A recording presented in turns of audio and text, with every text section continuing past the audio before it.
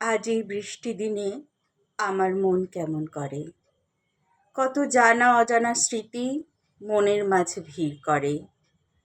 দেখা হয়েছিল কারো সাথে, কিংবা দেখা হতে মন চেয়েছিল, সেসব কথা আজ মনের মাঝে বড্ড ভিড় করে। কত কথা বলার ছিল, কত কথা শোনার ছিল, হয়নি সেসব কিছুই।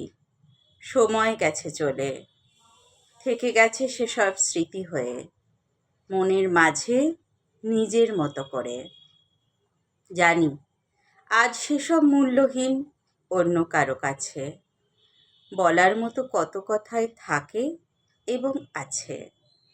কেই বা তার মূল্য দেয়, কেই বা তার ধার ধারে। বলার সময় কত কথাই মানুষ বলে চলে, তারপরে সময় হলে সেসব কথা ভুলের মাঝে হয় স্থান। ওসব কথার মূল্য কোথায়, পড়ে না মনে আর টান। এখন সব নতুন দিনের নতুন কথায় ব্যস্ত, আমি কেবল ফালতু কথায় ন্যস্ত। দেবে না কেউ আমার কথার দাম, জানি ভালো করেই, তবুও আমি কাটাই সময় নিজের মতোই ভেবেই। থাক না সবাই যেমন আছে, ভালো থাকুক সবাই, আমি আমার মতো করেই আমার জীবন কাটাই। শুনলেন কবিতা আজি বৃষ্টি দিনে, কলমে এবং কণ্ঠে আমি মৌমিতা পাল। আমার নিজের লেখা কবিতা আমি পাঠ করে শোনাচ্ছি আপনাদের। কেমন লাগছে অবশ্যই জানাবেন। আরেকটি কবিতা পাঠ করে শোনাচ্ছি। কবিতা আমি দেখেছি, কলম এবং কণ্ঠে আমি মৌমিতা পাল।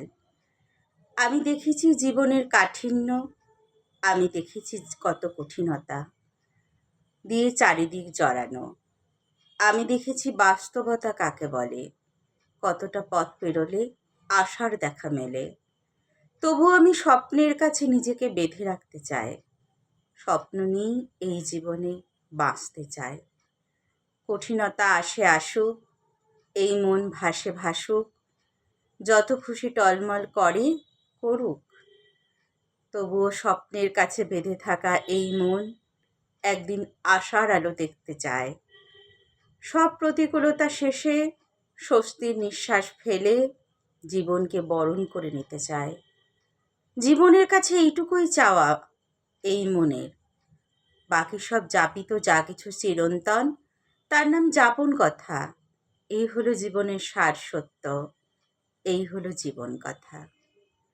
শুনলেন কবিতা আমি দেখেছি, কলম এবং কণ্ঠে আমি মৌমিতা পাল।